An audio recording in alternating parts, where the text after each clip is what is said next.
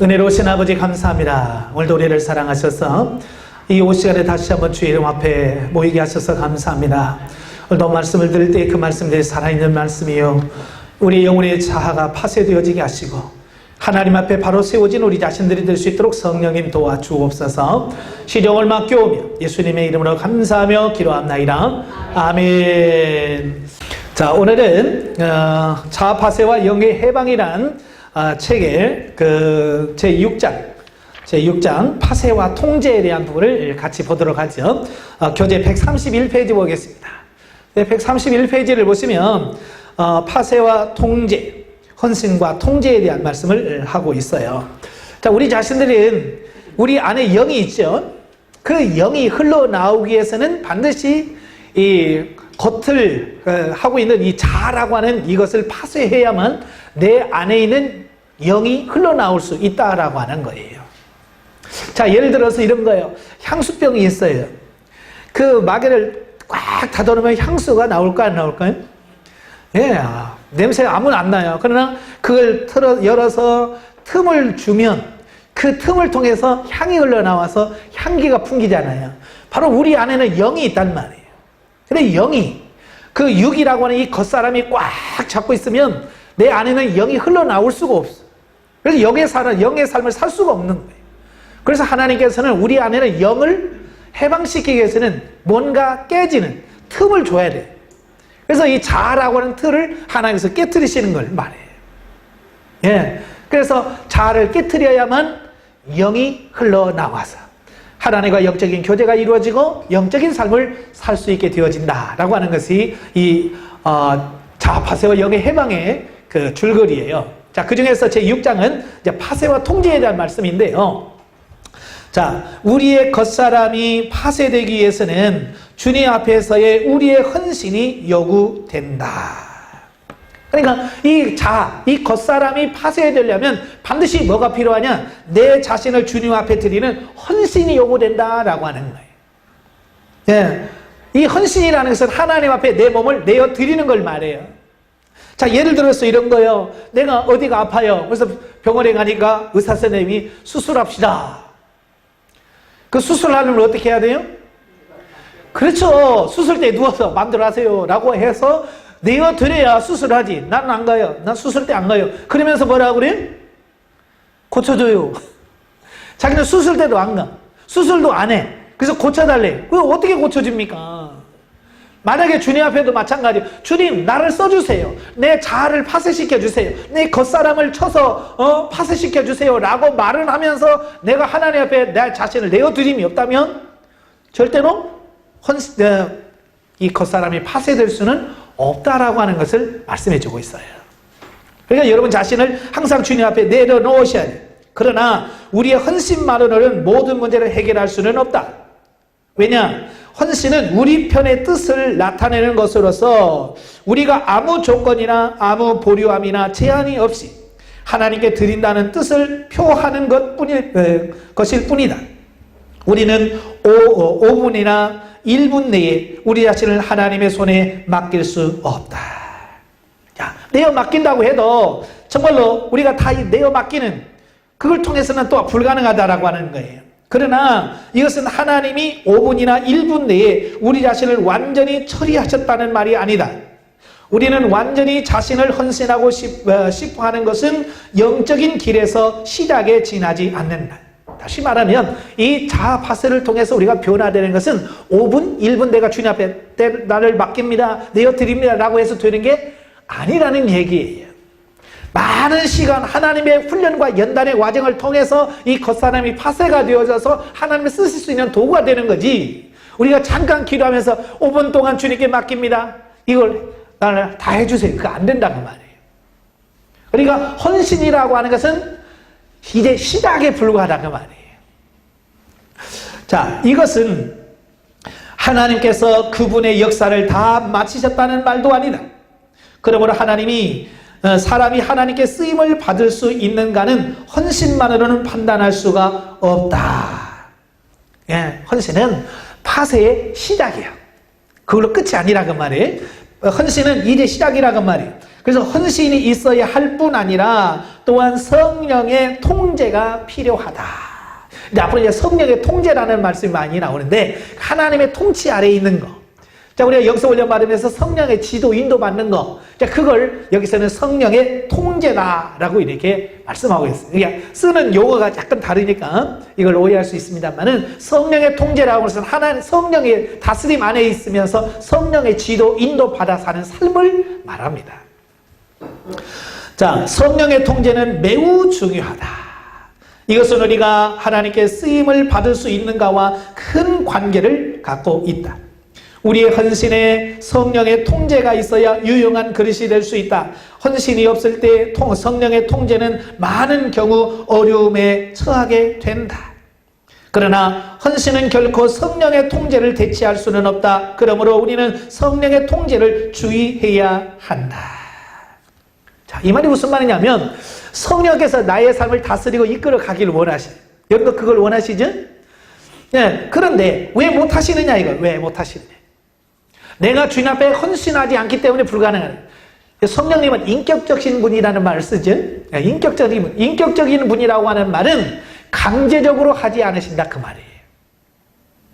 그러니까 하나님 나를 써주세요 라고 나를 맡겨야 주님이 쓰시지. 나는 가만히 있는데 하나님께서 막 강제적으로 너 입 벌려, 너 손 올려 그래가지고 강제적으로 막 해서 하시는 분은 절대로 아니다 그 얘기를 하고 있어요. 그러니까 내가 주님 앞에 나를 드리는 것이 없으면 성령님은 나를 통제하는 게 어려움이 있다는 거예요. 이 말 이해하셔야 돼요. 성령께서 나를 쓰시고 싶어도 내가 그 성령의 통제에 순응하지 않으면 의미가 없다는 거예요. 할 수가 없다는 얘기예요. 예를 들어서 이런 거예요. 성령께서 내 마음에 찬양하는 감동을 줘서 야 찬양해. 그러면 그 감동에 내가 움직여서 입을 열고 발성을 해서 하나님을 찬양을 할 때에 그 찬양을 통해서 하나님의 영광이 나타나는데 입 딱 다물고 만약 이렇게 있다면 성령께서 아무리 나에게 찬송을 부르라 그래도 내가 육체가 움직여주지 않는데 어떻게 할 수 있어요? 막 성령께서 입 벌려서 성대를 움직여서 막 소리를 내게 해서 찬양을 하게 할까요? 안 한다 그 말이에요. 자, 그 얘기를 하고 있는 거예요. 그러므로 우리는 성령의 통제를 주의해야 한다. 헌신은 우리가 얻은 빚 안에서 하나님께 우리 자신을 내어 드리는 것이고, 예, 헌신이라는 것은 성령의 감동, 초명하심에 따라서 우리 자신을 내어 드리는 것을 헌신이라고 한다면, 통제는 성령께서 그분의 빚 안에서 우리를 다루시는 것을 말한다. 그러니까 내가 주님 앞에 내 자신을 내어드리면 주님께서 성령 그 빛 안에서 조명 안에서 우리를 움직여 가시고 우리를 다루어 가시는 것을 통제라고 표현하고 있어요. 그래서 헌신은 우리가 깨달은 것을 따라 드릴 수밖에 없다. 당연하죠. 내가 이해하고 내가 깨달은 그 수준에서밖에 헌신할 수가 없어요. 그러니까 우리가 은혜를 받고 성령을 우리 형성돼서 우리가 성장을 하면 그만큼 하나님께 드릴 수 있는 것. 왜? 내가 많이 그만큼 깨닫고 알기 때문에. 그러나 이 부분이 없는 사람들은 주님 앞에 내놓은 부분이 작을 수밖에 없는 거죠. 예? 그래서 자기 수준에서밖에 헌신 못한다라는 거예요. 우리는 영적인 눈이 열릴 정도에 따라 헌신할 수밖에 없다. 우리의 헌신이 어떠한 범위까지 포함하는지는 우리 자신도 잘 모른다. 우리는 한량없는 빚으로 가득한 사람이 아니라 우리의 가진 빚은 상당히 제한되어 있다. 우리가 가장 큰 빚이라고 느끼는 것도 하나님의 흑암으로 보실 수 있다. 우리가 자신의 빚으로 하나님께 드린다는 것은 영영 하나님의 요구를 만족하실 수 없다. 그러니까 내 수준, 내가 이해하고 내가 깨달은 수준에서는 하나님이 원하는 삶을 살 수 없다는 얘기예요. 예. 우리의 한계성을 말해요. 우리 인간의 한계성. 바꾸어 말하면 하나님의 요구는 우리가 드린 것을 훨씬 뛰어넘는다는 것이다. 예. 그러니까 우리는 요만큼만 하면 좋겠는데, 그죠? 우리 요만큼만 하면 좋겠는데 하나님은 요만큼을 원하는 게 아니라 나의 전체를 원한단 말이에요. 그러니까 우리가 늘 하나님과 싸우는 게 그렇죠. 우리는 조금 요것만 하면 될까요? 아니 요것만 하면 될까요? 우리 요것만 할까요? 우리는 우리 수준에서 하나님과 계속 딜한다고 그러지? 예? 근데 하나님은 요것 조금이 아니라 나의 전부 머리부터 발끝까지 전체를 다 하나님의 뜻대로 통제하고 살아가기를 원하시더라 그 말이에요. 근데 우리는 자꾸 제한적이죠. 하나님요, 요건 건들지 마세요. 우리 자식들은 건들지 말고요. 내 남편도 건들지 마시고요. 내 물질도 건들지 말고요. 요것만 쓰세요. 라고 우리는 자꾸 그 조금 생각하니 그 하나님의 양이 차이 안 차요? 하나님의 그 양이 안 차지는 거예요. 만족이 안 되는 거예요. 하나님의 입장에서는. 다 내놔. 근데 우리는 안 내놓는다 그 말이에요. 예? 우리가 아는 것이 제한되었고 우리의 빚도 제한됐기 때문에 우리의 드림은 자연히 하나님의 마음을 만족할 수 없다. 왜? 우리 수준에서 하니까. 우리 수준에서 하니까 마음에 안 들죠. 하나님께 하나님은 우주보다 크신 그분인데. 그러나 성령의 통제는 이와 완전히 다르다. 성령의 통제는 하나님의 빛 안에서 그분이 우리에게 무슨 필요가 있는지를 보시는 것이다. 우리가 보는 것이 아니라 하나님께서 보시는 것이다. 하나님은 우리에게 어떤 필요가 있음을 아실 때 그분의 영으로 말미암아 우리의 겉사람을 파쇄하기 위하여 우리에게 필요한 환경을 안배하신다. 그러니까 알아서 바꿔라, 알아서 변해라. 여러분 변할 게 있어요 없어요? 알아서 바꾸라면 그냥 이게 편한데요. 그냥 이렇게 사는 게 편한데 뭘 알아서 바꿔요. 그죠? 이렇게 사는 게 편하잖아. 왜? 지금까지 60년, 70년 이렇게 살아왔는데 편하게 살아왔는데 우리가 몇 년 산다고 바꿔. 그냥 이렇게 살다가 그냥 가지. 우리 수준에서 바꿔라 그러면 안 된단 말이야. 그래서 하나님께서 하나님의 수준으로 우리를 바꾸시려고 과감하게 우리 안에서 들어오셔서 우리를 파쇄시켜 가시는 어떤 이런 부분을 보는 거예요. 그러니까 우리의 모든 체질을 아시는 하나님의 사신이 얼마나 정확하게 하시겠어요. 그래서 훈련 받아보다 보면 정말 하나님은 전국을 탁탁 찌르시잖아요. 그죠? 우리는 그렇게 감춰두고 싶고 참 밑에다가 하고 싶은 걸 탁 드러나게 하셔서 탁 하게. 왜? 하나님 편에서는 크게 처리가 돼야 되고 크게 바뀌어야 될 부분이라고 하나님은 여기셨기 때문에 그렇다라고 하는 것을 보게 돼요. 그래서 하나님은 우리의 겉사람을 파쇄하기 위해서 우리에게 필요한 환경을 이제 안배해 가십니다. 예. 어떤 분이 그래요. 훈련 받으니까 참 힘들다고. 왜 그러냐니까 그냥 하나님께서 이것도 해라 저것도 해라 하라는 게 너무 많다는 거예요. 네? 그래 힘들다고 해요. 근데 그것은 우리를 변화시키려고 하시는 하나님의 은혜의 손길이야. 그러니까 그게 많으면 많을수록 좋은 거죠. 그죠? 사실은 그게 많으면 많을수록 좋은 거예요. 근데 우리는 그게 귀찮은 거야. 또 그게 하기 싫은 거예요. 자, 그러므로 성령의 통제는 우리의 헌신을 훨씬 능가하고 몇 배나 더 능가한다. 여기에 극히 큰 차이가 있다. 성령의 역사는 하나님의 빛에 근거한다. 성령의 역사는 하나님께서 보신 것에 따라 이루어진다. 그러므로 오직 성령의 통제만이 철저하고 완전한 것이다. 우리 자신은 우리가 어떤 환경을 당할지 알 수가 없다. 우리가 가장 좋은 것을 택하였다고 한 것에도 실수가 가득할 수 있다. 우리 자신이 우리의 필요라고 생각했던 것까지도 종종 하나님이 보시기에 우리의 필요가 아니다. 그러잖아요. 여러분 기도해서 이게 필요합니다 라고 실컷 기도했는데 나중에 그거 이루어지고 보니까 별거 아닌 것, 예? 쓸데없는 것 있을 수 있잖아요. 그죠? 심지어는 잘못 구할 때도 있잖아요. 그래서 우리는 구해놓고도 후회할 때가 많아요. 왜냐하면 우리는 우리 자신을 안다고 해도 정말 아는 게 아니더라 그 말이에요. 예를 들어서 이런 거예요. 내가 몸이 아파요. 몸이 아프면 당장 우리의 필요는 뭐예요? 고쳐주세요 그러잖아요. 고쳐주세요. 그래서 막 기도해서 막 금식을 고쳐라 해서 육신의 질병을 고쳤다 칩시다. 그렇다고 해서 하나님의 뜻이 정말 이루어지는 겁니까? 근데 고침받고 나서 죄죠. 예, 차라리 몸이 아프면 몸이 아프면 죄는 안 지을 텐데. 그래서 기도해가지고 실컷 하나님께 치료해놨더니 이게 죄 짓고, 그래요. 그러면 이 고침받은 게 정말 잘 고침받은 걸까? 차라리 아픈 게 훨씬 낫죠. 그죠? 그리고 100살까지 살면서 죄 지은 것보다는 일찍 죽는 게 훨씬 나아.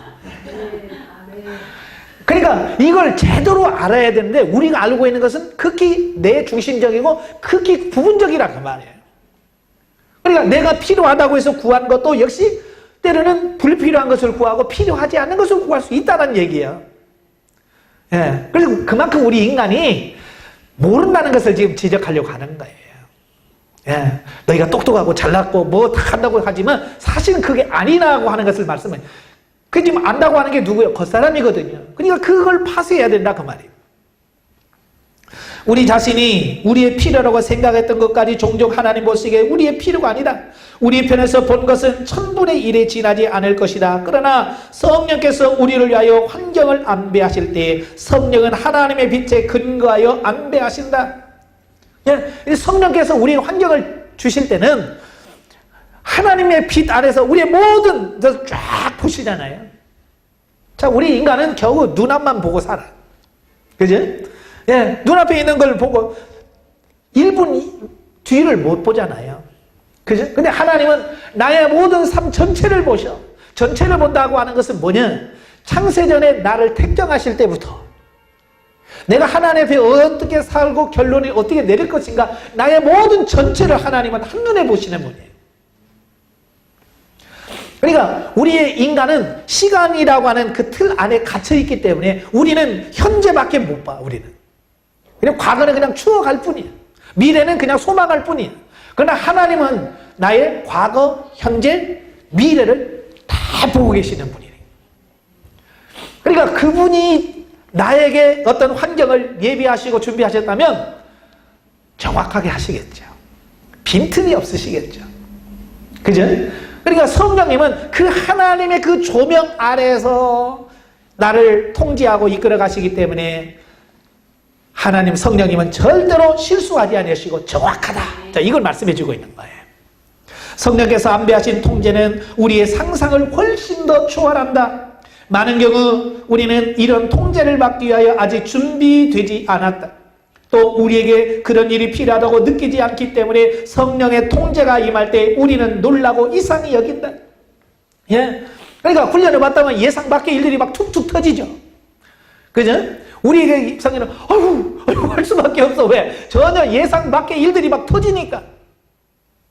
그러나 우리는 예상 밖이지만 하나님은 이미 나를 그렇게 변화시키려고 프로그램을 딱 짜놓고 시간이 되면 탁 터지고 탁 터지고 탁 터져서 나의 전부를 이끌어가고 계시더라 그 말이에요. 예.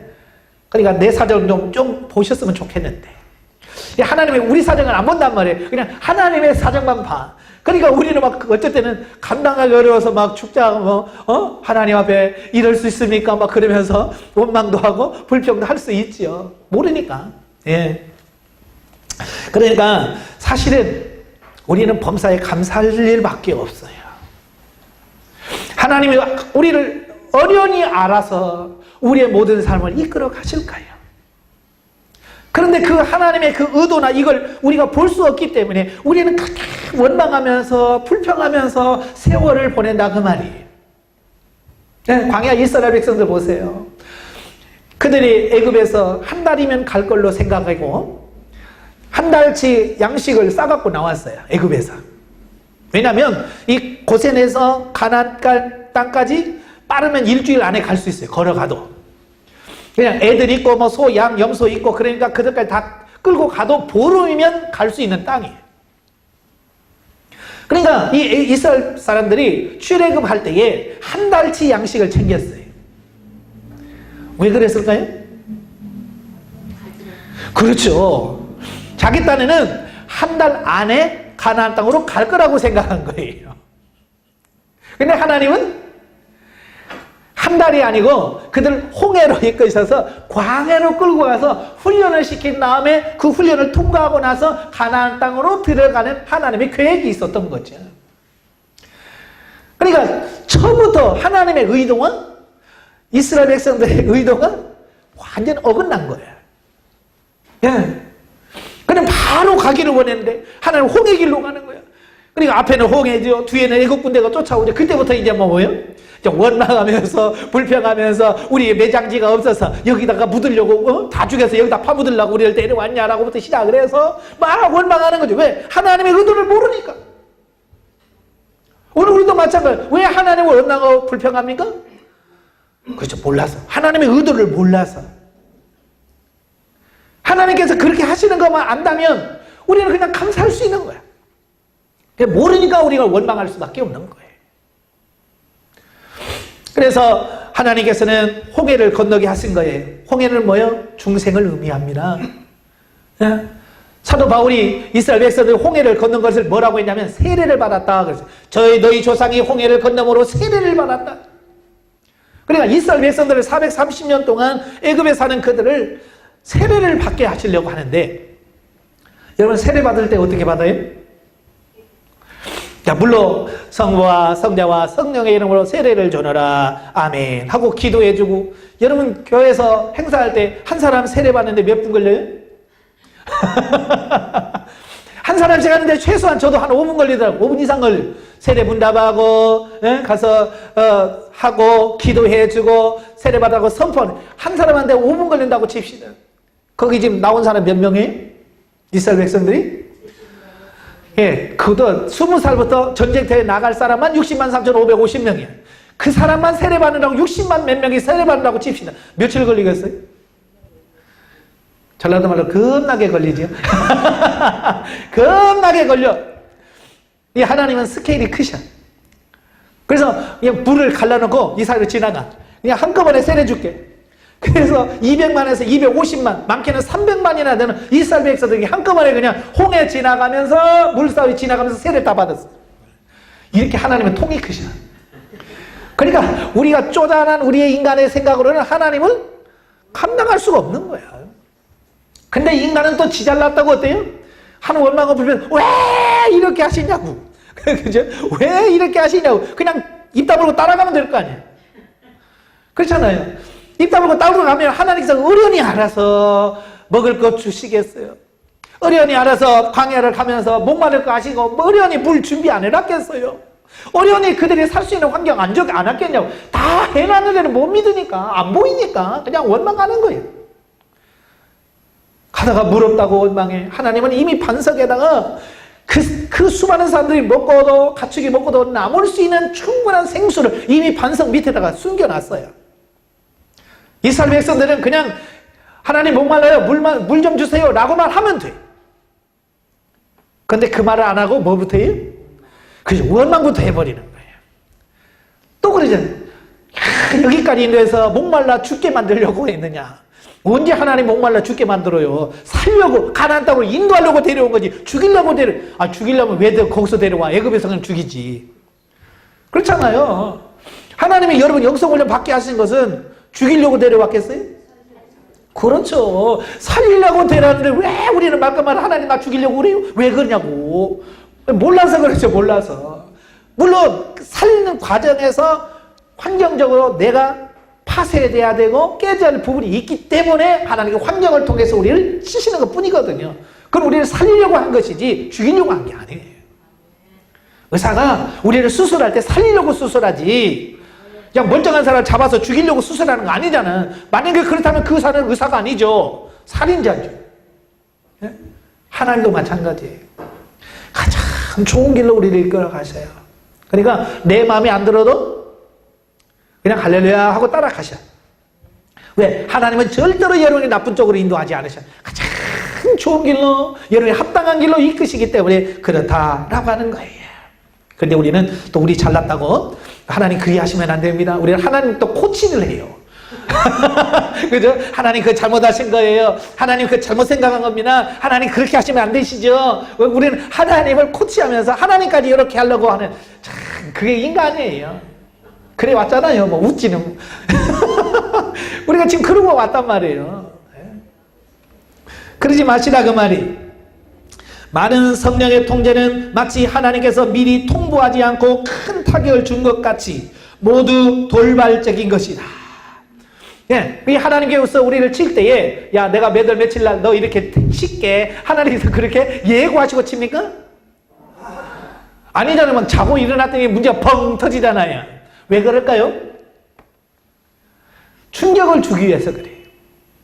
이 겉사람은 언제 깨지냐? 충격을 줘야 깨져. 그러니까 호두 갖다 놓고 야, 깨져라. 알아서 깨져.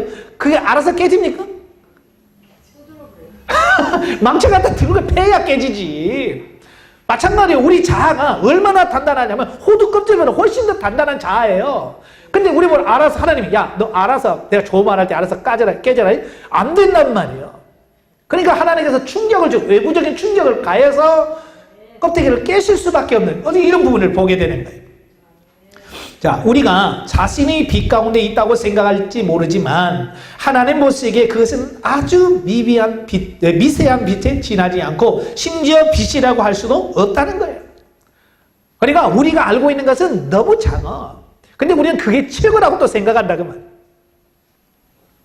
성령은 하나님의 빛으로 우리를 처리하신다. 우리는 우리 자신의 상태를 안다고 생각하겠지만 사실 우리는 우리 자신도 모르고 오직 하나님만이 우리를 아신다. 이거 인정합니까? 인정 못합니까? 인정하죠? 여러분 처음 영성훈련 와서 처음 상담할 때 여러분 대단한 수준의 이치에 올랐다고 생각하잖아요. 그죠? 상담받으면 어디예요? 광야. 많이 충격을 받지? 저도 훈련을 해서 이제 처음 와서 상담받으면 막 입이 이만큼 나와. 왜 그러냐? 교회에서 뭐 신학도 있고 뭣도 있고 했는데 여기서 광야라 그러니까 이게 말이 됩니까? 그러잖아요. 네? 그걸 돌아가. 하나님께서 깨닫게 하실 거예요. 그럼 며칠 만에 목사님 맞아요. 내가 그것밖에 안 되더라고요. 다 그러고 이게 처음에는 열받아. 왜? 전부 다 착각 속에 살고 있기 때문에 그런 거예요. 그냥 하나님께서 조명 조금만 쫙 비춰줘도 아이고 그것도 황공무지로 쏘이다 그때다. 네. 성령 하나님께서 조명해 주지 않으면 몰라. 근데 성령께서 조명해 주니까 광야 오라고 해도 황공무지한 거야. 이거 얼마나 그게 감사하고 네? 모르니까 우리는 큰 소리 칠 수밖에 없는 거지. 우리가 그분을 영접할 때부터 그분은 우리를 위하여 모든 환경을 안배하셨다. 예, 우리가 예수 그리스도를 믿을 때 이미 하나님께서는 나를 어떻게 변화시키려고 쉽게 말하면 몇 년 몇 월 며칠 날 너 영성훈련 가서 어디에 가서 무슨 훈련을 받을 거고 그 훈련 받으면서 이렇게 깨질 거고 이걸 하나님께서는 이미 쫙 프로그램화 있고 지금 기다리고 계셔. 모르시죠 여러분? 지금 안 보이니까 지금 이렇게 태연히 앉아있는 거예요. 그걸 보면 아이고 소리가 저절로 나죠. 예, 내일 또 뭐가 올 거고 또 1년 후에 뭐가 올 거고 지금 텅텅텅 터질 준비가 지금 돼 있다는 말이에요. 예? 지금 모르니까 우리가 지금 이렇게 태연히 있는 거 아니에요. 그죠? 비행기 사고 날 걸 아는데 누가 타요 그 비행기를? 그렇잖아요. 비행기 타고 가다가 떨어질 걸 아는데 그 비행기를 타는 사람 바보지. 그럼 왜 타요 그 비행기를? 그렇죠. 그 비행기가 떨어질 줄 모르니까 타는 거지. 지금 우리도 마찬가지예요. 우리가 지금 가는 것은 하나님께서 어떤 환경을 줄지 모르니까 우리는 그냥 가는 거예요. 믿음으로. 예.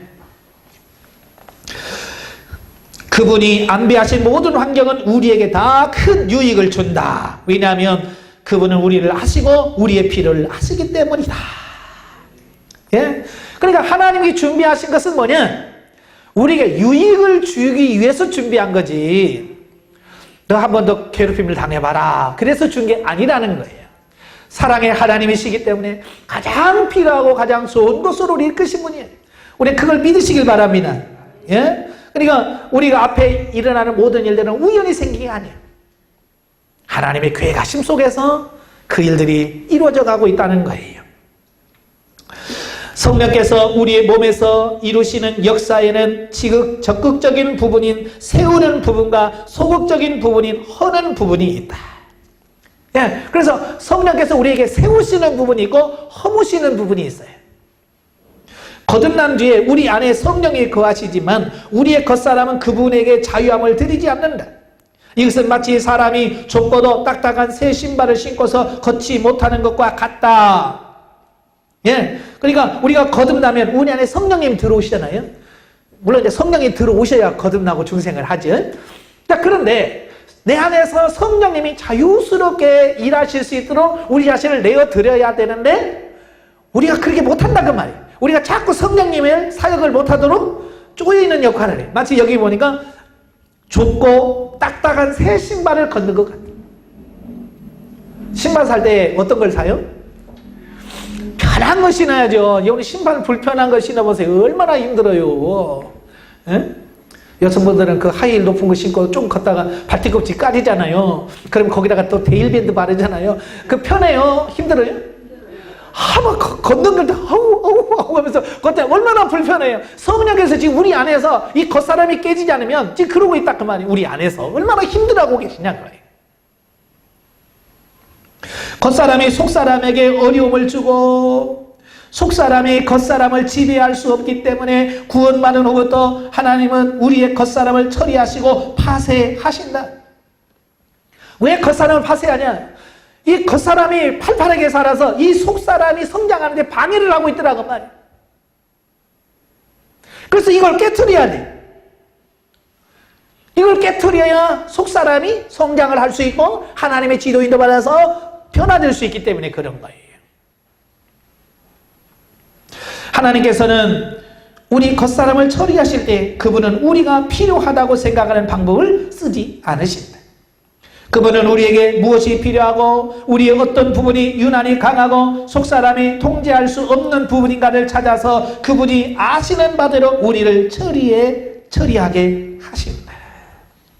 그러니까 이거 쳐주세요 저거 주세요 안 해도 하나님은 이미 다 아셔요. 그래서 알아서 그냥 하나님이 알아서 쳐주시는 거예요. 그러니까 우리가 할 수 있는 것은 뭐예요? 그냥 하나님에 그냥 탁 맡겨놓고 알아서 쳐주세요 그래야지. 뭐 잘한다고 요건 놔두시고요 요 성질머리는 놔두시고요 저 성질만 고쳐주시고 뭐 그러지 말라 그 말입니다. 예? 하나님이 알아서 다 쳐주시. 저는 이발관에 가면 그래요.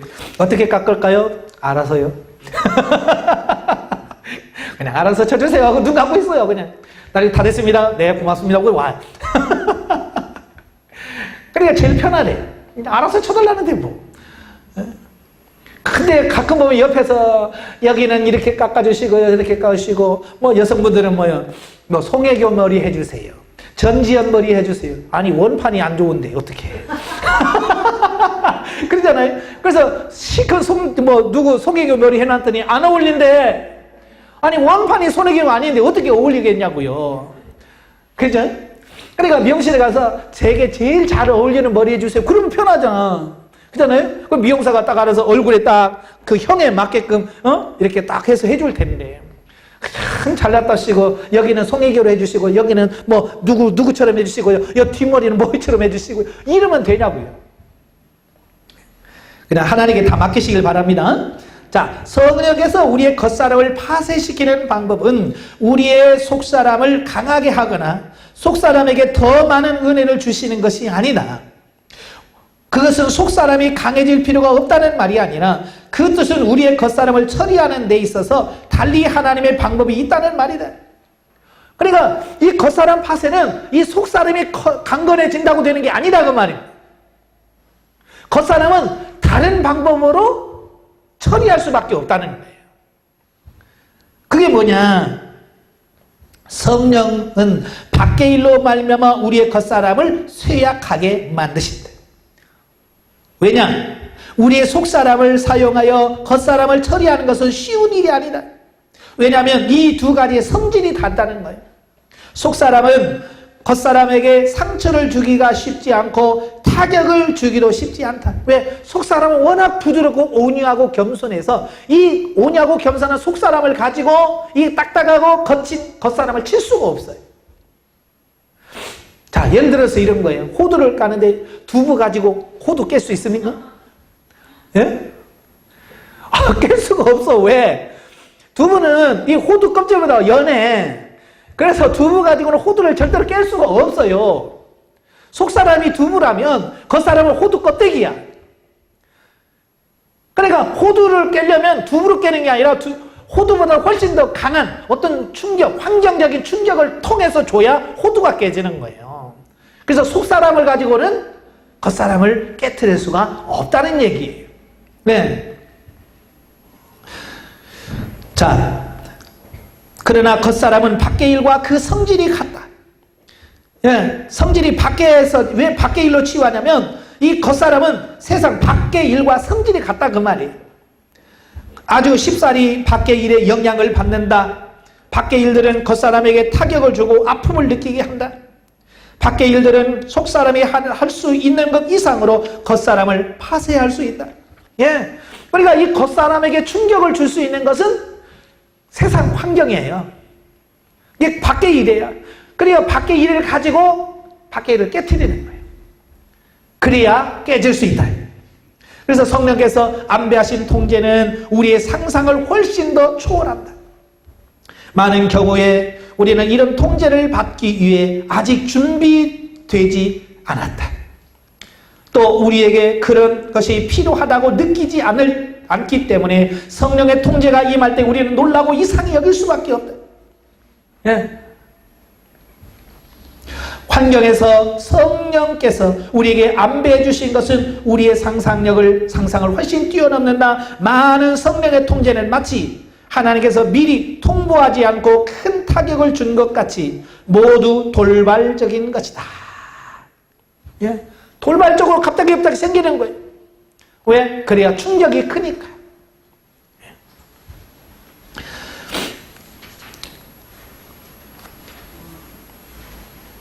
이건 아까 했군요. 예. 예?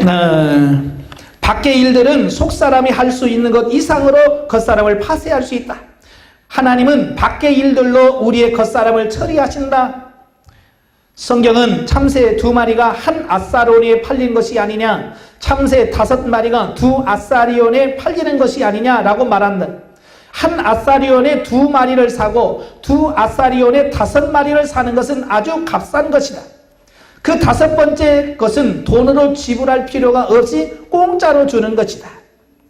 그러나 너희 아버지께서 허락하지 않으면 하나도 땅에 떨어질 수 없다라고 말씀하고 있습니다. 여러분 마트에 가면 1+1 있잖아요. 그죠? 한 아사리온에 참새 2마리를 사. 근데 2 아사리를 주면 5마리를 줘. 그 뭐요? 한 마리는? 예, 덤으로 주는 거지. 예.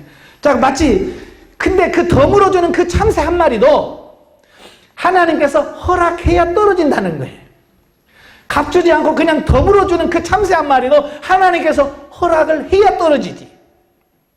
허락하지 않으면 참새도 안 떨어진다라고 말씀하고 있어요. 그러니까 이건 뭐래요?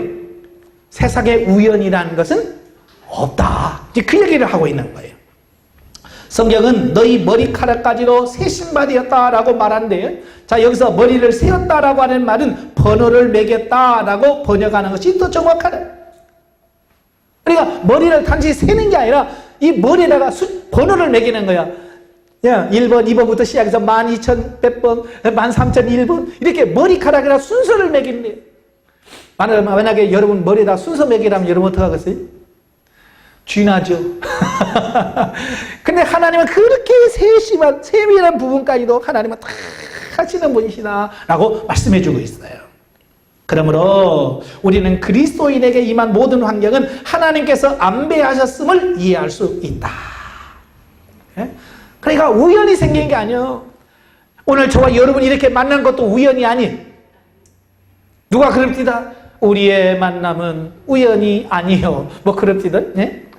우연이 아니라 그러면 하나님께서 이미 이 과정을 통해서 이 강의를 통해서 여러분들에게 전해야 될 하나님의 메시지, 하나님의 전파할 메시지가 있고 여러분이 깨져야 할 부분이 있기 때문에 오늘 저를 보내서 여러분들에게 이 강의를 하는 거예요. 그러니까 오늘 여러분들은 뭐예요? 저 강사를 통해서 내게 말씀하실 부분이 뭡니까? 내가 깨트려야 될 부분이 뭡니까? 라고 하나님께 물어서 그 부분을 정확하게 깨트릴 수 있는 삶이 돼야 되는 거예요. 아시겠죠? 왜? 모든 일이 우연히 되어진 게 없기 때문에. 우리에게 우연히 당한 환경이란 없다. 하나님은 모든 것이 그분의 안배 아래 있음을 우리가 보기 원하신다. 그래서 범사가 다 하나님의 훈련이라는 걸 기억하십시오. 그 우연이라고 생각하는 일들이 우연이 아니라 하나님께서 나를 변화시키기 위한 하나님의 훈련의 과정이라는 거예요. 하나님은 우리의 필요에 근거하여 모든 것을 안배하신 것이다. 그분은 어떤 것이 우리의 속사람에게 가장 유익한지 아신다. 어떻게 해야 우리의 겉사람이 깨끗이 파쇄할 수 있는지를 아신다. 그분은 우리의 겉사람을 파쇄할 수 있는 밖의 일들이 어떤 것인지를 아신다. 그분은 그것을 우리가 한 번, 두 번 계속 당하도록 하신다. 언제까지? 깨질 때까지. 깨질 때까지 반복해서 그렇습니다. 그래서 상담할 때 그래요. 목사님, 나는 왜 이 일이 계속 오는지 몰라요. 똑같은 일이 반복해서 오는지 몰라요. 그러죠. 왜 그러겠어요? 안 깨지니까. 그분에서 내가 변화가 안 되니까 변화될 때까지 계속해서 같은 사건들이 계속 일어나요. 그러니까 물질 문제도 해결이 안 되면 어때요? 계속 물질 문제에서 겨우 해결해놓으면 또 뻥 터져. 또 그것도 어떻게 해서도 해결해놓으면 또 뻥 터져. 왜? 물질 문제 그 부분이 하나님께서 원하는 그 부분까지 안 되는 거예요. 안 돼. 그러니까 될 때까지 계속하는. 그러면 그걸 멈추게 할 수 있는 방법이 뭘까요? 그렇죠. 빨리 바뀌면 되는 거예요. 빨리 바뀌어져서 내가 변화되면 하나님 더 이상 할 필요가 없잖아요. 그래서 다음 진도로 넘어가는 거예요. 다음 진도로. 다음 코스로 가자. 그래서 다음 코스 넘어가는 거예요. 근데 우리는 못 가고 계속 1년이면 1년 내 계속 같은 사건을 계속 반복해. 하나님도 피곤하고 나도 피곤하고 그러죠. 그렇잖아요. 가르치는 사람은요. 그 사람들이 빨리빨리 변화되면 그렇게 기분이 좋아요. 근데요. 가르쳤는데 변화가 없어. 진보가 없어. 속 터집니다. 그러니까 빨리빨리 여러분 변화돼서 좀 가르치시는 하나님도 좀 기쁘고 보람이 있어야 되잖아요. 그렇잖아요. 걔는 그냥 한 번만 말하면 잘 들어. 하나님은 보람이 있어야 될 거 아니야. 근데 아우 골치 아프다 이거. 나도 어찌할 수 모르겠대. 하나님 만약에 그러다면 어떡하겠어요? 예? 여러분은 전자요 후자요? 예, 이럴 때는 그냥 웃는 거 최고예요. 말하기 애매할 때는 그냥 웃으면 끝나. 예. 하나님은 아시잖아요.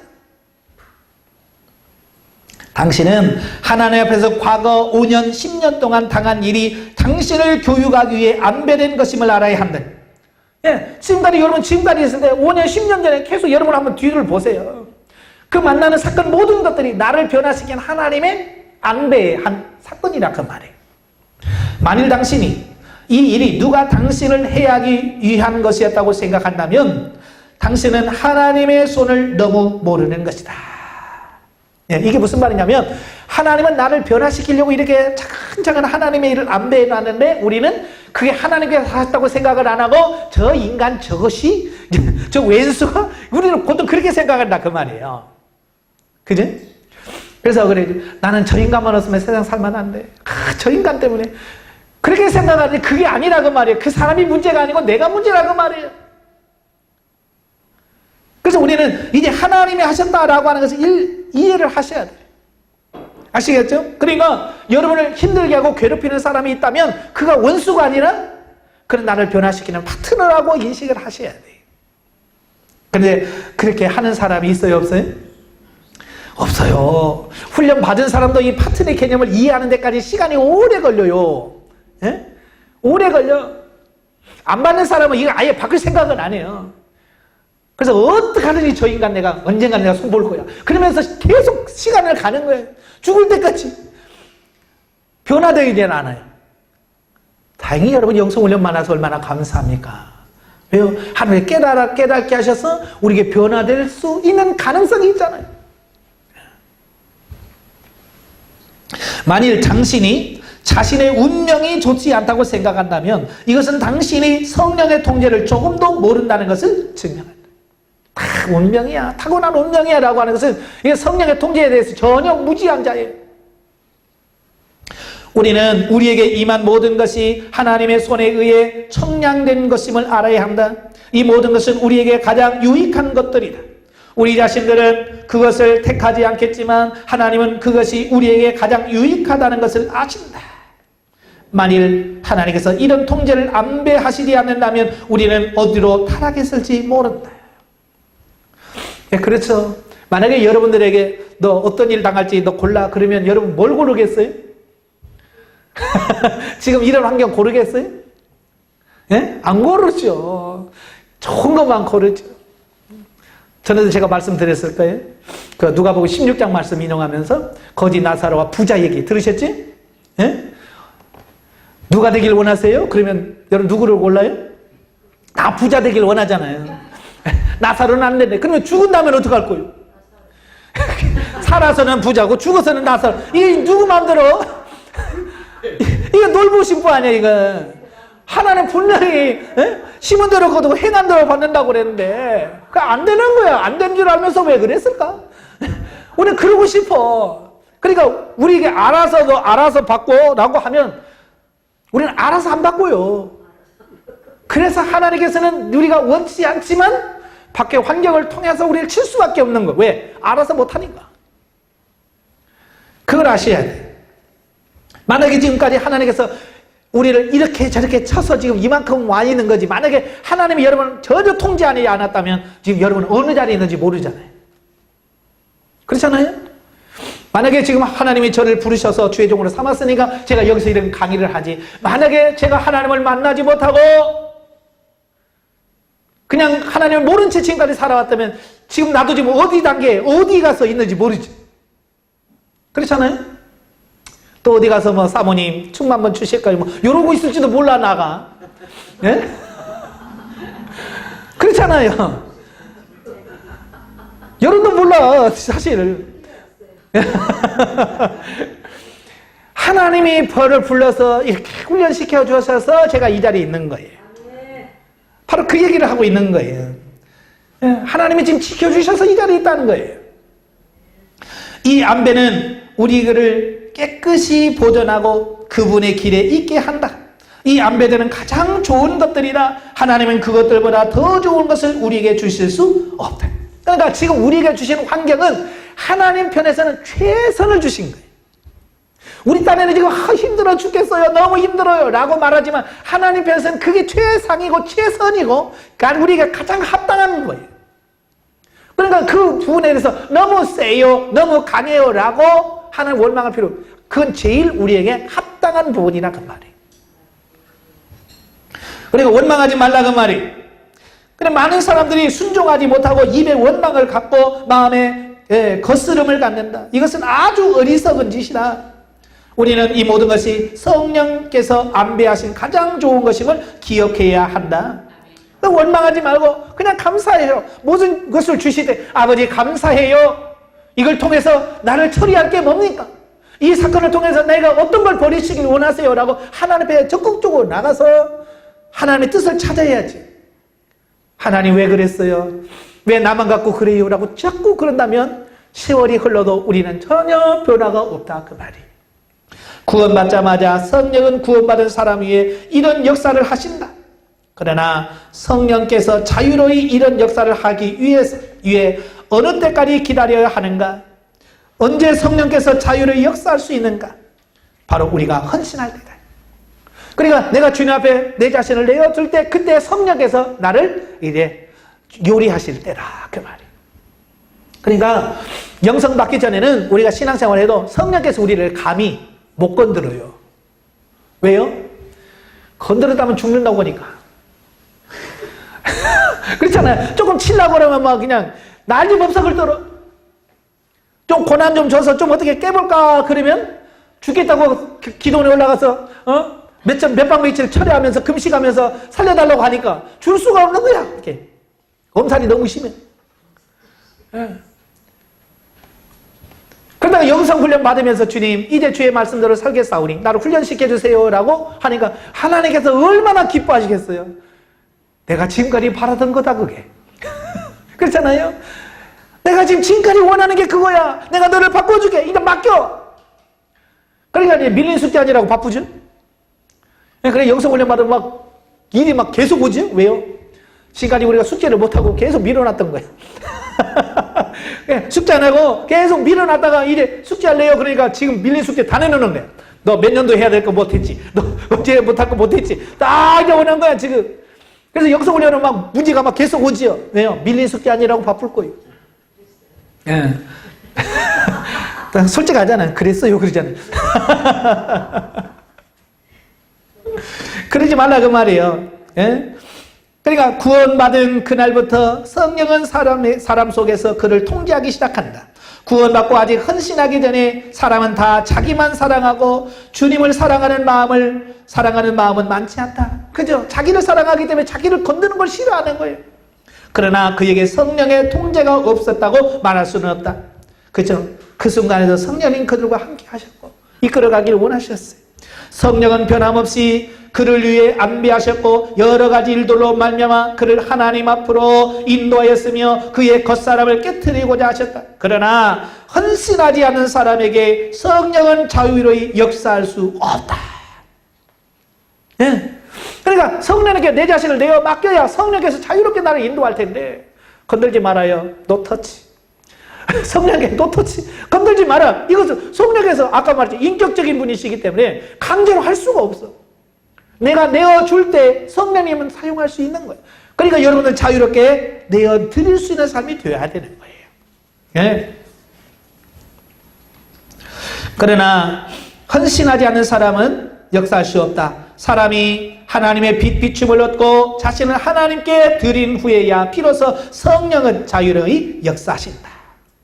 당신이 자신으로는 살 수 없고 자기를 위해 살 수도 없음을 느끼고 당신 편에서 본 미세한 빛으로 하나님 앞으로 나와 내 자신을 당신께 드립니다. 살든지 죽든지 내 자신을 당신께 드립니다라고 말할 정도로 인도될 때 비로소 당신 몸에 있는 성령의 역사가 강화된다. 예? 내가 내 자신을 얼마만큼 내어드리냐에 따라서 성령의 지배와 인도를 그만큼 받을 수 있다라고 하는 사실을 보게 되어집니다. 그러니까 많이 내어놓으셔야 돼요. 성령에게 다 내어놓으셔야 돼요. 헌신은 중요한 것이다. 헌신은 성령께서 자유로이 아무 제한 없이 우리 몸에 역사하실 수 있도록 한다. 그러므로 당신이 헌신한 후에 당신의 상상 밖의 환경이 임할 때 그것에 대해 이상히 여기지 말라. 이런 환경이 임하는 것은 당신이 아무 조건 없이 자신을 주님 손에 맡긴 적이 있기 때문이다. 당신이 주님께 주여 당신이 보시기에 내가 가장 유익한 것을 내게 이루소서라고 말한 적이 있기 때문이다. 네? 내가 하나님께 나를 써주세요라고 했기 때문에 그 고백하여서 성령께서 그만큼 여러분을 역사하고 있다는 거예요. 그러니까 입술로 어떻게 해야 돼요? 계속 하나님께 내어드려야 되겠죠. 하나님 써주세요. 하나님 나를 다 내어드립니다. 주님 마음대로 하시옵소서. 자꾸 주님 앞에 여러분을 내어드려야 돼요. 이렇게 헌신할 때 성령은 자유로이 아무 고려 없이 당신에게 역사하신다. 우리가 주님의 길을 가지 않는다면야 말할 것도 없겠지만 만일 우리가 주님의 길을 가기를 원한다면 우리는 절대적으로 성령의 통제하는 역사를 주의해야 한다. 아멘. 정말 우리가 이제 하나님의 말씀을 살려고 작정했잖아요. 영성적 삶을 살기로 작정했잖아요. 그러니까 이제는 우리가 온통 어디다 신경 써요? 성령님의 통제, 성령님의 인도하심과 지도하심, 거기다가 초점을 맞추셔야 된다. 그 말이에요. 자, 은혜 받는 최고의 방법. 자, 하나님은 그리스도인에게 그가 구원받은 날부터 그를 온전케 하기 위하여 계속 그에게 은혜를 주신다는 거예요. 그래서 사람이 하나님 앞에서 은혜를 얻는 여러 가지 방법이 있는데 우리는 그것을 은혜를 받는 방법들이라고 말한다. 그리고 우리가 은혜 받았어요 라는 은혜의 방법이 뭐냐? 첫째는 기도예요. 기도는 은혜를 받는 방법 중에 하나이다. 왜냐하면 기도로 말미암아 우리는 하나님 앞에서 은혜를 얻을 수 있기 때문이다. 그래서 기도하는 자가 은혜를 받습니다. 자, 은혜의 방편이에요. 그 다음에 두 번째가 뭐냐? 말씀을 듣는 거예요. 자, 말씀을 듣는 것도 은혜를 받는 방법의 한 가지인데 이것은 우리가 말씀을 들음으로써 하나님 앞에 나와 은혜를 얻을 수 있기 때문이다. 은혜 받는 방법이라는 말은 매우 적합하다. 수백 년 동안 하나님은 이런 용어를 사용해 오셨다. 우리에게 은혜를 받기 위한 방법들이 필요하다. 우리가 그리스도인이 된 날부터 우리 매일매일의 삶은 은혜 받는 방법이 한 가지 방법이 더해지고 계속 더해지는 생활이다. 이것은 우리가 집회에 참석하든 말씀을 듣든 기도를 하든 이것을 하든 저것을 하든 그것으로부터 은혜를 얻어야 한다는 것이다. 여기서 우리가 소홀히 해서는 안 될 은혜 받는 한 가지 방법이 있는데 그게 바로 성령의 통제를 주의해야 합니다. 성령께 예민해야 된다 그 말이에요. 즉 그리스도인의 생활에서 대부분이 은혜 받는 방법이 다 성령의 통제 아래 있다는 말이다. 당신의 기도도, 당신의 성경 읽기도, 당신의 집회 참석하는 것도, 당신의 말씀을 듣기도, 당신의 기다림도, 당신의 묵상도, 당신의 찬미 등이 다 이 모든 은혜의 방법들은 성령의 통제와 비교할 수 없다. 하나님께서 우리에게 주신 많은 은혜 받는 방법들 중에 성령의 통제보다도 더 중요한 게 없다. 성령의 통제가 은혜 받는 최고의 방법이다. 예? 기도하고 이런 것도 다 좋지만 정말 중요한 게 뭐냐? 성령의 통제를 받는 거예요. 그러니까 기도하고 성령의 통제 안 받으면 이거 의미가 없는 거예요. 우리가 말씀을 읽고도 성령의 통제와 관계없다면 이것도 의미가 없는 거예요. 그러니까 성령의 통제가 가장 좋은 방법이, 최고의 방법이다라고 말하죠. 돌이켜 우리의 은혜 받는 방법들을 살펴볼 때 우리가 하나님 앞에서 얼마나 걸었는지를 알 수 있다. 만일 우리의 영적 성장에서 기도만 의지하거나 말씀 듣기 또는 성경 읽기만 의지한다면, 또 은혜 받는 방법들이 주로 이것들 뿐이라면 우리는 한 가지 가장 중요한 은혜 받는 방법을 잃어버리는 것이다. 우리가 매일 거치는 일들, 이것들이 가정의 일이든 학교나 공장의 일이든 심지어 길에서 발생한 일이든 이 모든 일을 전부 성령께서 우리의 최대의 도움을 얻고 최대 유익을 얻도록 위에 우리에게 안배하신 것이다. 예. 그러니까 우리의 삶 속의 모든 일들 속에서 툭툭 터지는 여러 가지 이런 문제들이 뭐냐? 나를 도우시려고 성령께서 이미 분배해 놓은 문제들이다 라고 말할 수 있습니다. 그러니까 영성훈련 받으면 영이 성장하는 이유가 이거예요. 그러니까 예전에는 하나님이 하셨다는 그 인식이 없어요. 성령께서 하셨다는 인식이 없어요. 그냥 일이 잘 안 되면 오늘 재수가 없었어. 그죠? 오늘 운때가 어찌가 나빴어. 그러고 모든 게 그냥 그랬지. 성령께서 그렇게 했다는 생각을 안 해. 그러나 영성훈련을 받으면 뭐예요? 하나님이 하셨다. 아, 이것도 하나님이 하셨네. 이것도 하나님이 하셨네. 그래서 그 하나님이 하신 것을 인식을 하고 깨달으니까 어때요? 조금씩 변화가 나타나는 거예요. 예. 그러니까 부부싸움도 마찬가지예요. 영성훈련 하기 전에는 부부싸움은 무슨 싸움이에요? 그냥 이기는 싸움이야. 죽다 사냐 막 하는 거예요. 근데 영성훈련하고 부부싸움은 그걸 통해서 상대방을 이해하고 나를 아는 방법이에요. 싸우면서 내가 얼마나 독한지, 내 입에서 얼마나 독한 말이 나오는지를 발견하게 되는 거야. 옛날에는 어떻게 상대방을 이기려고 하니까 더 독한 말이 나갈 수밖에 없고 더 포악한 어떤 행동이 나갈 수밖에 없는 거예요. 왜? 그래야만 이길 수 있다고 생각하는 거예요. 근데 이게 영성훈련을 받으면 그게 아니라는 걸 아니까 이제는 그 말에다가 내 입에 그렇게 독한 말이 있었구나. 똑같은 싸움인데도 배워. 나를 깨닫게 돼. 그래서 어떻게 해요? 변화가 되는 거예요. 그러니까 영성훈련하면 부부싸움 해야 돼요? 안 해야 돼요? 열심히 해야 돼요. 처음에는. 처음에는 열심히 해야 돼요. 열심히 하면서 뭘 깨닫냐? 내가 얼마나 죄인인지, 내가 얼마나 하나님의 말씀도 불순종하고 사는지를 깨달아야 돼요. 그런데 철저하게 그게 깨닫아지고 처리가 되어지면 나는 부부싸움 하라고도 안 해요. 할 이유도 없고 해야 할 목적도 없어. 옛날에 뭔가 얻어내야 될 게 있거든요. 그죠? 근데 그런 거 없어지니까 이제는 할 게 없어. 사랑밖에. 그래서 부부가 사랑하는 관계로 갈 수밖에 없어요. 그러니까 처음에는 내가 깨져야 되니까 서로 파트너로서 깨준이라고 얼마나 바빠요. 제가 이제 월급도 안 줘도 파트너 역할 잘해주잖아요. 남편한테 아유 파트너 아니라고 힘듭니다. 제가 월급 드릴게요. 그런 적 있어요? 없어요? 한 번도 없잖아. 그래도 월급 안 준다고 투덜대지도 않고 맨날 해주잖아. 그 몸이 안 좋은 술 먹고 와서 맨날 땡깡 부려주잖아요. 예? 나를 처리시켜 주려고? 참 기가 막힌 거예요. 근데 그걸 몰랐단 말이에요, 옛날에는.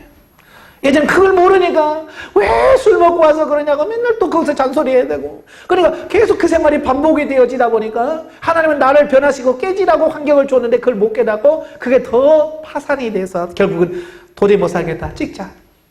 그렇게 나가는 거예요, 모르니까. 만일 우리가 이런 유익들을 얻지 못하고 은혜 받는 최고의 방법을 모르며 이 은혜 받는 최고의 방법을 받아들이지 않는다면 이것은 막대한 손실.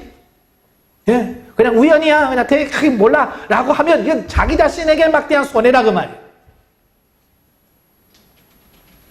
성령의 통제는 매우 중요하다. 그것은 그리스도의 생활에서 가장 중요한 은혜 받는 방법이라고 말할 수 있다.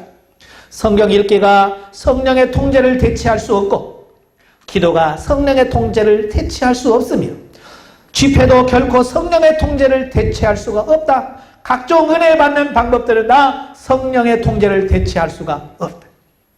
그래서 가장 우선시돼야 되고 가장 먼저 돼야 될 게 성령의 통제예요. 성령 안에서 기도하고 성령 안에서 말씀 듣고 성령 안에서 이렇게 할 때 그게 진짜가 되는 거예요. 예. 우리는 성경을 읽어야 하고 말씀을 들어야 하며 여러 가지 은혜 받는 방법들이 필요하다. 비록 이것들이 우리에게 다 귀중한 것이지만 그중 어떤 것도 성령의 통제를 대체할 수가 없다. 만일 우리가 성령 통제 방면에서 잘 배우지 못한다면 우리는 그리스도인이 되기가 어려울 것이고 또한 하나님을 잘 섬기지 못할 것이다. 예. 우리가 그동안 그렇게 많이 살아왔잖아요. 성령과 관계없이 신앙생활 수십 년 해왔잖아요. 결과가 뭐예요? 결과가 여러분 다 이미 상담 받으면서 나왔잖아요. 광야 몇 시라고 나왔잖아요. 그 결과가 왜 그러냐? 아니 살아온 게 그 정도 올려준 거 얼마나 감사해요? 그죠? 에? 성령과 상관없이 자기 멋대로 자기 마음대로 살았는데 어떤 분이 그래요. 훈련 받으니까 올라갔네요? 왜 올라갔대요? 또 그거 가지고 시비 걸어 또. 왜 성장했냐고 또 시비를 걸어. 그래서 당신의 사고가 바뀌지 않았냐? 그러니까 그건 맞대. 그러니까 벌써 한 달이라는 시간이지만 그 한 달은 짧은 시간 동안에 성령님에 의지하고 성령님을 의지하니까 생각이 바뀐다는 자기도 알아. 예전에 자기가 아니라는 거. 옛날에 어떤 사건을 만났을 때 옛날에 내가 이렇게 안 했는데 그죠? 옛날에 이게 아닌데 라고 깨달아져. 벌써 그건 뭐예요? 성장했다는 뜻이잖아요. 성장했다는 게 왜 열받아? 감사합니다. 그리고 더 성장하려고 해야지. 그렇잖아요. 네. 우리는 그리스도인이 되기가 어려울 것이고 하나님을 섬기지 못해 통제 이걸 모르면 그래서 말씀 듣는 것은 우리 속에 영양분을 얻게 하고 기도는 우리 속을 소생할 수 있으며 하나님의 말씀을 읽는 것은 우리 속에 적셔짐을 얻게 하고 다른 사람을 돕는 것도 우리 영을 해방되게 한다. 그러나 만일 우리의 겉사람이 여전히 강하다면 사람들이 우리를 만날 때 우리에게서 섞임을 만지게 되고 우리가 깨끗하지 않다는 것을 느끼게 될 것이다. 그러니까 사람들은 우리의 속사람을 만지는 게 아니라 우리의 겉사람을 만지잖아요. 그죠? 그러니까 표현되는 것을 가지고 그 사람들은 판단할 수밖에 없는 거예요. 우리가 막 말을 거칠게 하고 그러면 이렇게 우리는 그 강팍하고 어떤 거친 부분을 볼 수밖에 없잖아요. 예.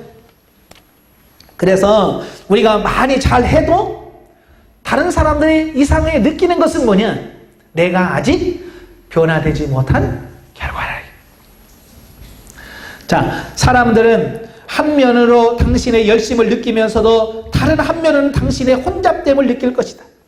그들은 한 면으로 당신이 진실로 주님을 사랑한다는 것을 느끼면서도 다른 면은 당신이 자신을 사랑한다는 것을 느낄 것이다. 다른 면에는 여기에 귀한 한 형제가 있다고 느끼면서도 다른 면에는 여기에 겉사람이 파쇄되지 않는 강팍한 형제가 있다는 것을 느낄 것이다. 우리가 온전케 되는 것은 말씀을 들을 때나 기도할 때나 성경을 읽을 때만이 아니라 가장 온전케 되는 것은 성령님의 통제이다. 그러니까 사람들은 우리에게 뭘 봐요? 이중적인 면을 보잖아요. 그죠? 참, 저 사람 이런 건 좋은데 이건 느껴요 안 느껴요? 느끼잖아요. 그게 뭐냐? 변화된 부분과 변화되지 못한 부분이 섞여 있기 때문에 그렇게 느낄 수밖에 없다는 거예요. 그러므로 우리는 한 면에서 완전한 헌신을 하는 것이 필요하다. 그러나 결코 헌신이 성령의 통제를 대체할 수 있다고 생각하지는 마라. 헌신이란 성령께 기회를 부여하며 다음과 같이 말하는 것이다. 주여, 당신 손에 내 자신을 맡기오니 당신께서 자유로이 역사하소서. 주여, 내가 필요하다고 느끼는 것을 내게 주옵소서. 전적으로 성령께 맡기는 거예요. 내가 드리는 거예요. 성령께서 안배하신 것에 대하여 굴복할 때 우리는 유익을 얻게 된다. 바로 이 굴복함이 우리에게 유익을 준다. 만일 굴복하지 못하고 계속 하나님과 따지고 자신을 쫓아 행한다면 우리가 어떻게 행하든지 우리의 길은 올바른 길이 아닐 것이다. 제발 하나님에 따지지 말아요. 하나님 그럴 수 있습니까? 하고 따지지 말아요. 그냥 아멘 하고 주님 나를 변화시켜 주세요라고 여러분 자신을 변화를 기도하셔야 돼요. 우리 쪽의 기본적인 문제는 바로 아무 조건과 제한 없이 아무 보류함 없이 자신을 하나님께 드려 하나님께서 우리를 자유롭게 처리하시도록 할 수 있느냐이다. 만일 하나님이 모든 안배가 우리의 최고의 유익을 위한다는 것을 깨닫는다면 우리가 가장 괴롭다고 느끼는 일도 우리에게 유익이 될 것이다. 만일 우리가 이렇게 우리 자신을 하나님께 의탁한다면 성령은 여러 가지 일들을 사용하여 우리를 다루어 가실 것이다. 아멘. 예? 시간은 나갔고 분량은 많고 예, 이제 절반 했어요. 계속 할까요? 그만할까요? 시간상으로 이제 그만해야 돼요. 저도 이 책을 영성훈이 처음 받을 때 이 책을 읽었어요. 굉장히 많이 도전을 받고 너무 좋아가지고 이 책을 빌려줬더니 안 돌려줬어요. 예, 그래서 저도 이번에 강의 부탁받고 책을 찾았더니 없어. 옛날에 빌렸더니 없더라고요. 그래서 새로 이 책을 새로 샀어요. 그래서 지금 거의 20년 만에 지금 이 책을 다시 보는데요. 야, 기가 막혀요.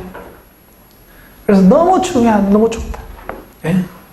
그래서 이 나머지 부분 여러 가지 다루심도 마찬가지예요. 그냥 같은 말을 계속해서 반복해 하는 게 뭐냐면 하나님께서 우리가 다루지 않으면 하나님께서 그렇게 일을 역사하지 않으면 우리가 할 수 없다는 거예요. 그래서 하나님께서는 지금 여러 환경 속에서 여러분이 계속 삶을 다스리고 계십니다. 자, 여러 가지 다루심도 마찬가지예요. 저도 먹고 마시는 것까지도 성령께서 저를 역사하시고 제가 이 콜라 사이다를 기가 막히게 좋아해요. 너무 좋아했어요. 그런데 제가 훈련 받으면서 늘 하나님께 묻잖아요. 하나님 뭐 이거 마실까요? 이거 마실까요? 하면서 물으면서 제가 냉장고에 있는 콜라에다가 손을 딱 댔는 순간 성령께서 저에게 와서 이것은 내 몸에 해로우니라 그러시는 거예요. 단 한마디예요. 그때부터 지금까지 콜라 사이다 거의 입에 안 먹습니다. 언제 먹냐? 피자 먹고 느끼할 때 조금 입가심하고 치킨 먹고 느끼할 때 한 모금 마시고 그 외에는 안 마십니다. 왜? 성령께서 이미 나에게 이것은 몸에 해로우니라라고 말씀하셨기 때문에 그래요. 저희 아들 탄산음료 먹지 마라 그래도 안 듣더라. 아버지가 아무리 말해도 안 들어. 근데 성령께서 한마디 하면 끝나. 저는 이걸 깨닫는 거예요. 제가 커피도 안 마셔요. 제가 2004년도에 커피를 끊었어요. 커피를 마시는데 커피를 마시면 심장이 쿵쿵쿵거리고요. 예, 뭔가 흥분되는 느낌을 받는 거예요. 그래서 아버지 왜 그래요? 그랬더니 주님께서 내 몸에 커피가 맞지 않다. 그 한마디 아멘 하고 그때부터 지금 커피 안 마시는 거예요. 2004년부터 지금까지 커피 딱 한 잔 마셨어요. 베트남 갔더니 그 커피 하는데 가서 시음해 보라고 하더라고요. 그래서 도대체 베트남 커피가 얼마나 맛있나 그래서 조금 한 잔 아니고 이만큼 맛보기로 주는 거 있잖아요. 시음하는 거 그거 한번 마셔봤어요. 지금까지 안 먹었어요. 왜? 성령께서 내 몸이 안 좋다고 하는데 굳이 그걸 어겨가면서 먹일 필요가 뭐 있어요? 근데 사람들을 보면요 몸이 안 좋다고 해서 굳이 먹잖아. 왜 그런지 몰라요. 성령의 다스림이 없어서 그래요. 자, 그리고 더 넘겨서 이제 실행적인 십자가. 이 십자가는 뭐냐면 예수님이 어디서 죽으셨어요? 십자가에서 죽으셨죠. 결국은 우리도 어디로 가야 돼요? 십자가로 가야 된다. 십자가로 돼야 된다라고 하는 것을 여기서 말씀해 주고 있어요. 그러니까 결국은 그냥 되어지는 게 아니라 많은 훈련과 연단의 과정을 거쳐서 훈련과 연단의 과정을 거쳐서 되는 거지. 그냥 되는 것은 없다는 것을 꼭 깨닫기를 바라요. 그래서 오늘 이 시간부터 여러분 내가 드리기를 바랍니다. 이 시간 우리가 기도할 때 주님 나를 주님 앞에 내놓습니다. 주님 머리부터 발끝까지 주님 마음대로 만져주세요. 마음대로 변화시켜주세요. 마음대로 깨지게 해주세요. 마음대로 깨트려주세요. 정말 주님의 도구로서 쓰임받을 수 있도록 나를 완전히 내어드릴 테니까 마음대로 고쳐주세요 라고 하십시오. 그러면 주님께서 기회로다 이 시간은 그러면서 기뻐하셔서 막 여러분들을 깨트릴 거예요. 조금 힘들 거지만 그러나 그 힘듦이 단순한 힘듦이 아니라 여러분이 변화되고 새로워지는 부분이 되어질 줄로 믿습니다. 기도하겠습니다. 은혜로우신 아버지 감사합니다. 오늘도 우리를 사랑하셔서 귀한 말씀을 주셔서 감사합니다. 이 말씀들을 기억하게 하옵소서. 우리가 이 세상에 살면서 늘 성령의 통제와 인도하심 속에서 날마다 우리 자신들이 변화되고 새로워진 역사가 있게 하옵소서. 우리가 변화되지 않기에 하나님 우리를 쓰실 수 없습니다. 우리 겉사람이 깨지지 않았기 때문에 성령의 역사가 나타날 수가 없습니다. 하나님이여 깨트려 주시옵소서. 이 시간 우리 자신을 헌신하기를 원합니다. 주님 앞에 내어 드리기를 원하오니 하나님께서 우리를 사용해 주시고 우리를 변화시켜 주시옵소서. 성령께서 인도해 주시옵소서. 예수님의 이름으로 감사하며 기도합나이다. 아멘.